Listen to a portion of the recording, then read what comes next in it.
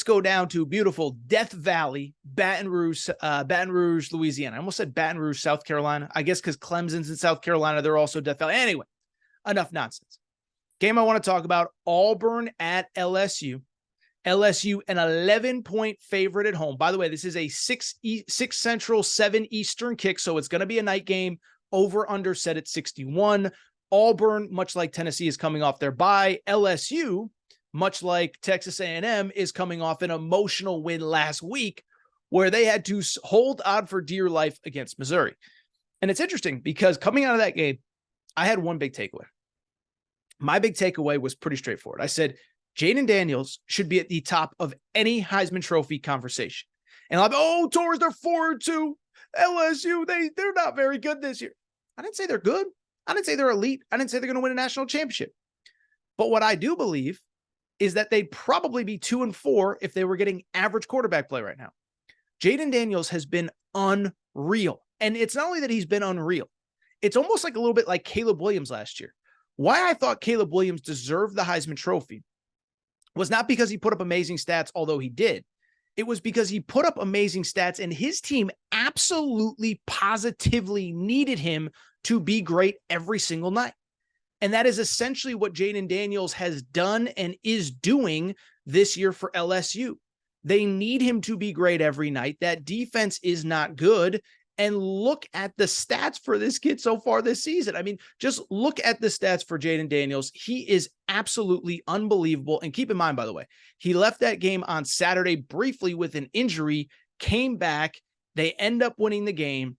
That was a game where he threw for 3 touchdowns, no interceptions. But on the year, 72% completion percentage, 19 touchdowns, 2 interceptions.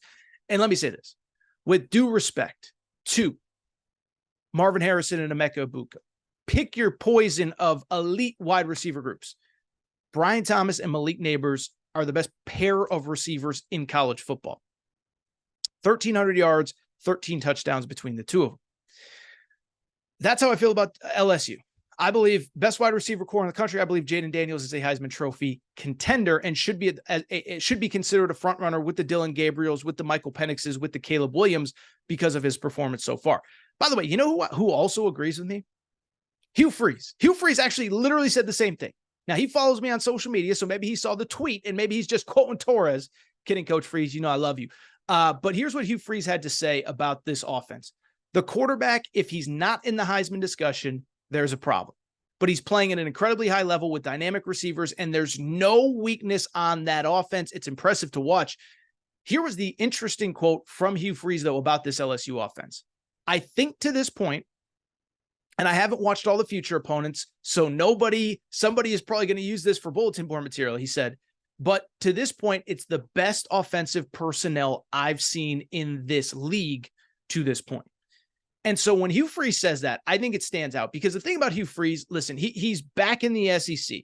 And I said it. I know him a little bit. He follows me on Twitter. He's been on the Aaron Torres pod a few times. But the thing about Hugh Freeze, he is brutally honest, and he will tell you exactly how he feels every moment of every day. Like when he is in front of the media, he does not lie. When he is in front of the team, he does not lie. You know, he leads every Monday morning meeting by talking about all the plays that he got wrong when he was a play caller at Liberty. Now, he doesn't call plays at Auburn, so I don't know if he still does it.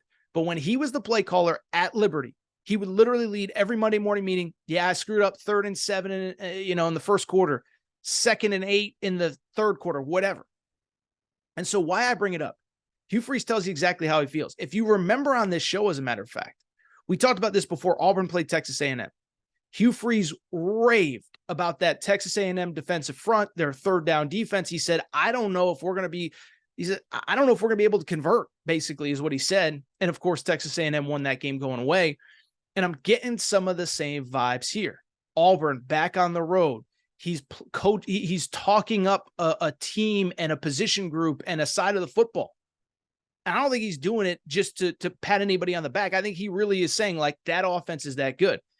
And so when you add in that offense with an Auburn offense that is still very much a work in progress, and it's not all Peyton Thorne's fault. That was another thing Hugh Freeze talked about. He was just basically like, look, a lot of the mistakes, a lot of the things that kept us from beating Georgia, it wasn't just on him. There were drop passes. There were blown assignments on the offensive line. But I bring it up because for me, it is hard to envision Auburn going to LSU in a night game, winning this game, or even keeping it close deep into the second half. So I will say that in this game, I actually do like LSU to win and cover. I think a final score of like 42-27 feels about right. I know that LSU defense hasn't stopped anybody, but at home, I think they have a much better performance.